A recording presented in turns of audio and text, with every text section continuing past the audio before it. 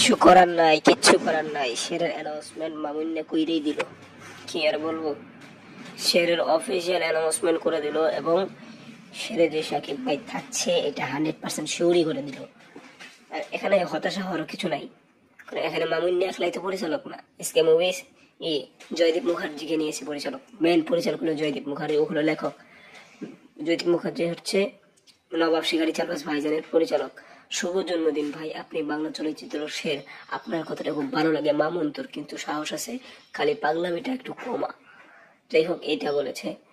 এখন জয়দীপ মুখার্জি আছে বলিউডের আরো একজন ডাইরেক্টর এবং আমাদের বাংলাদেশ থেকে অনন্য মামুন, সেই সেটটা হবে 42 কোটি রুপির।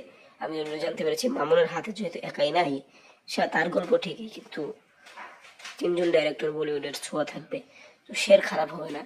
শের করা উচিত, হয়তো এটা ঈদ উল ফিতর 2026 আসবে আমার যতটুকু মনে হয়।